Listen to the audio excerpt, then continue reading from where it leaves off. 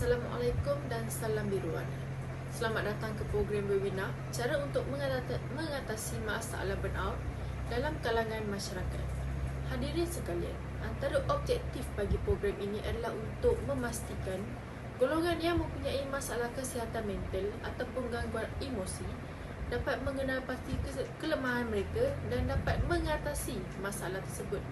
Seterusnya, program ini dijalankan adalah kerana ingin memberi penerangan serta pendedahan kepada mereka yang mempunyai masalah burnout, bagaimana untuk tidak mengikuti perasaan serta emosi mereka dan juga tidak lupa untuk memperbaiki jati diri mereka dalam kalangan pelajar serta masyarakat agar mereka lebih berfikiran positif dan memberikan sokongan rohani yang mampu untuk memberikan kesedaran agar tidak melakukan sesuatu perkara yang mendatangkan kesan yang buruk kepada diri mereka.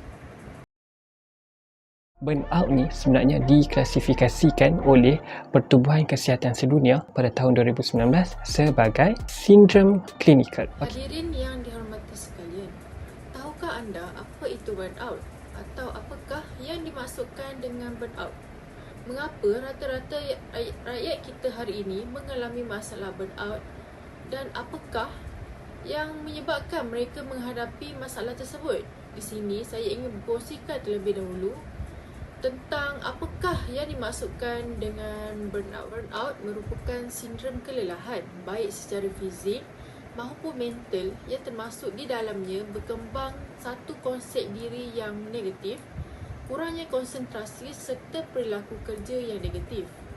Keadaan ini membuat suasana di dalam alam pekerjaan menjadi dingin, tidak menyenangkan, dedikasi dan juga komitmen menjadi berkurang. Performans serta prestasi kerja menjadi tidak maksimal. Hal ini kerana pekerja menjaga jarak, tidak mahu terlibat dengan lingkungan mereka. Burnout atau kelelahan kerja juga dipengaruhi oleh ketidaksesuaian antara usaha dengan apa yang mereka peroleh dari pekerjaan. Ada pihak yang mendefinisikan burnout sebagai satu sindrom psikologi yang terdiri dari 3 dimensi, iaitu kelelahan emosional, depersonalisasi dan juga penurunan pencapaian prestasi peribadi. Jadi ketika seorang pekerja mendapatkan tekanan baik secara fizik maupun mental yang berlebihan, maka pekerja tersebut akan mudah terkena sindrom burnout dan akan berpengaruh pada prestasi pekerja tersebut. Ada juga pihak yang menyatakan bahawa burnout ini merupakan kelelahan yang terjadi kerana seseorang itu bekerja terlalu kerap tanpa memperlihatkan apa yang diri mereka perlu. Berdasarkan huraian di atas, dapat disimpulkan bahawa burnout adalah sindrom psikologi yang disebabkan oleh rasa kelelahan yang luar biasa baik secara fizik, mental maupun emosi. Dampak dari burnout ini dapat menyebabkan seseorang itu terganggu dan terjadinya penurunan pencapaian prestasi peribadi mereka dalam pekerjaan. Sekian, itu sahaja yang mampu saya kongsikan tentang definisi burnout. Assalamualaikum warahmatullahi wabarakatuh. Nama saya Bio Akmal. Kontak number saya ialah 274798. Lalu kesan negatif burnout yang lainnya juga ialah boleh meraba ke semua aspek kehidupan seperti kehidupan pribadi di rumah, tempat kerja, kepada hubungan dengan orang-orang. Bukan sahaja kesihatan mental, kesihatan fisikal pun menjadi akan terjejas dari dari kemasa ke semasa. Orang yang sudah berada pada tahap burnout menjadi mudah sakit dan terdedah kepada penyakit jantung maupun diabetes. Tidak seperti penyakit yang lain muncul secara tiba-tiba, burnout berlaku selepas melalui beberapa peringkat.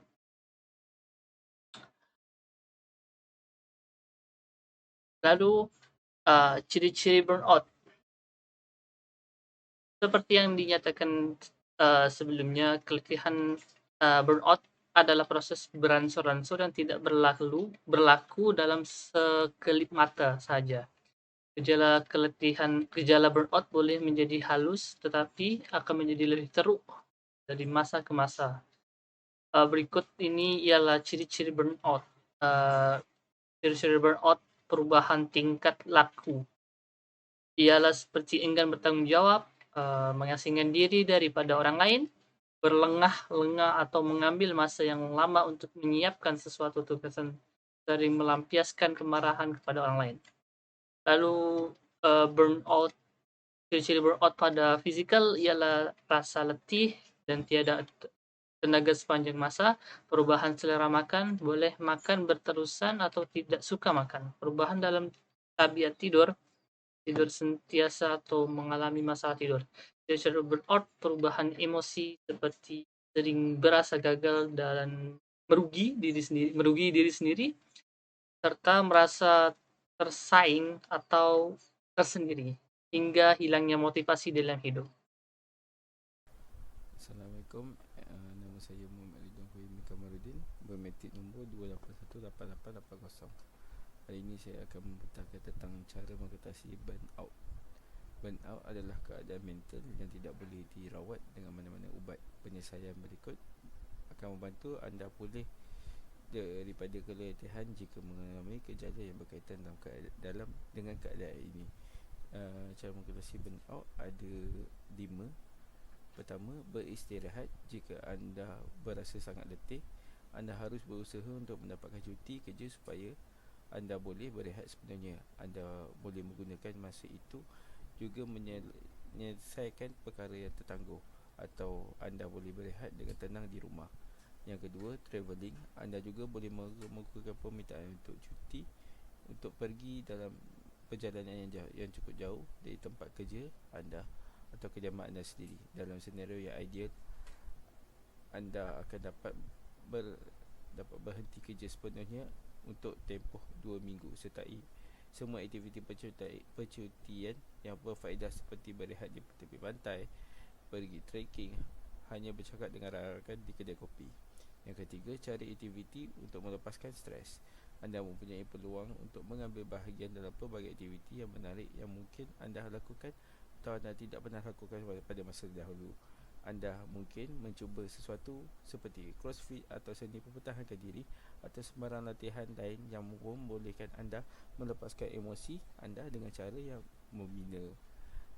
Yang keempat, curahan hati kepada orang terdekat.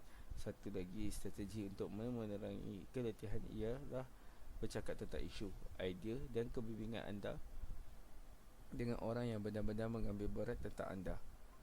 Anda mungkin berkongsi kisah dengan orang penting, keluarga anda atau rakan anda. Salah satu kemungkinan itu adalah untuk mengarang surat kepada diri sendiri untuk yang kemudiannya boleh digunakan sebagai bahan untuk introspektif. Yang kelima, yang last, utarakan keluh kesah keatasan atau HRD. Ada kemungkinan perbezaan pendapat atau budaya yang tidak sesuai dengan keutamaan anda boleh dipersalahkan atas keletihan kerja anda sekiranya tidak dilakukan untuk mengenai punca isu tersebut. Tidak mungkin masalah itu akan dapat diselesaikan. Anda boleh menunjukkan keberanian dan menawarkan maklum balas kepada penyelidik anda atau dengan berkomunikasi dengan atasan. Itulah pendekatan yang digunakan untuk mengenangani keletihan, kekabarazam dan cuba kaedah yang disebutkan di atas untuk menyenangkan tenaga anda.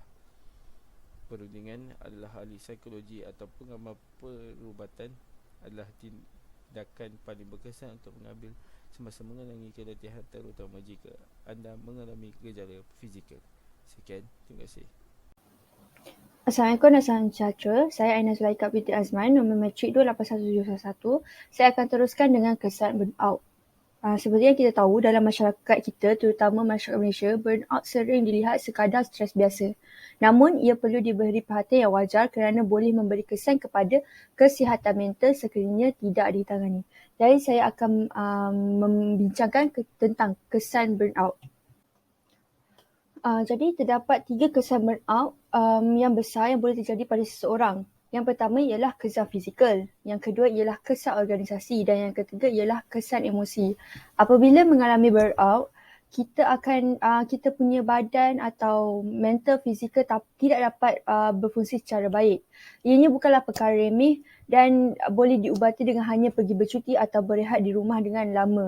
Ia perlu mengambil masa untuk mengatasi kesan burnout ini.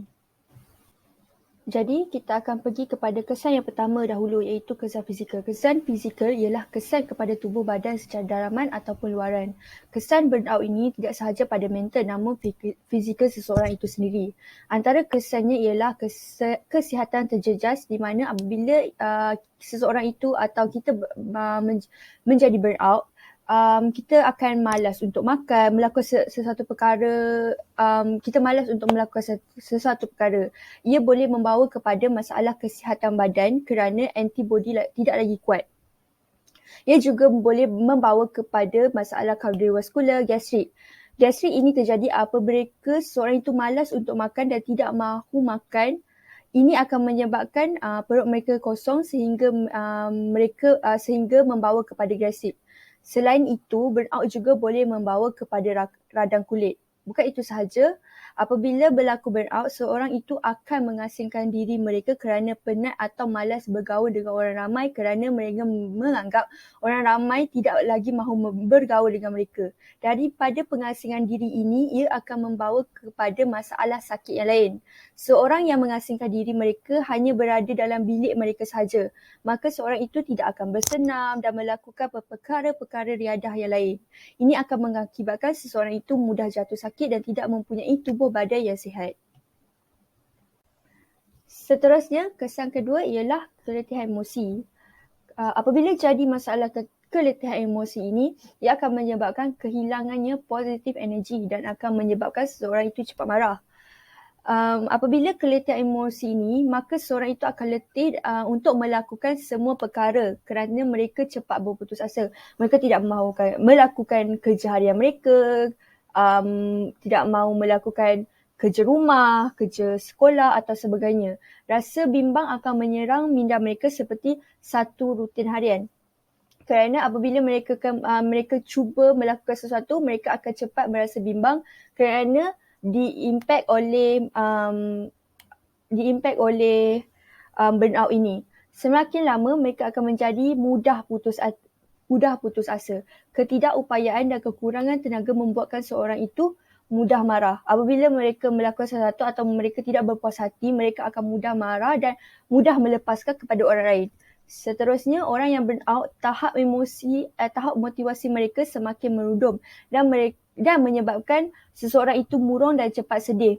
Mereka merasakan bahawa orang sekeliling mereka tidak lagi menghargai mereka dan tidak lagi memerlukan mereka. Ia menyebabkan seorang itu akan mencapai tahap sensitif yang terlampau tinggi dan menyebabkan mereka akan menangis setiap hari dan positiviti mereka semakin merundum di hari demi hari. Kesan yang terakhir ialah kesan organisasi. Kesan organisasi ialah kesan terhadap sesebuah tempat kerja seseorang itu. Masalah paling besar akan berlaku pada seorang yang mengalami burnout ialah mereka akan mudah hilang fokus dan dengan kerja mereka. Ia akan menyebabkan penurunan produktiviti. Apabila seorang itu hilang produktiviti, maka mereka akan malas membuat sesuatu kerja atau melakukan kerja sekadar ala kadar dan hanya untuk siap sahaja. Mereka juga akan malas pergi ke kerja dan menyebabkan mereka mengambil cuti yang bertambah. Mereka akan menggunakan cuti yang berlebihan dan akan menyebabkan kes tata tertib terhadap mereka kerana telah mengganggu kerja atau sesebuah organisasi itu apabila mereka mengambil cuti yang berlebihan kerana banyak kerja yang sepatutnya dilakukan oleh mereka diabaikan. Ia juga akan menyebabkan seseorang itu kehilangan kerja mereka kerana mereka telah boleh dibuang dari sebuah organisasi itu. Sekian sahaja daripada saya tentang kesan burnout. Terima kasih.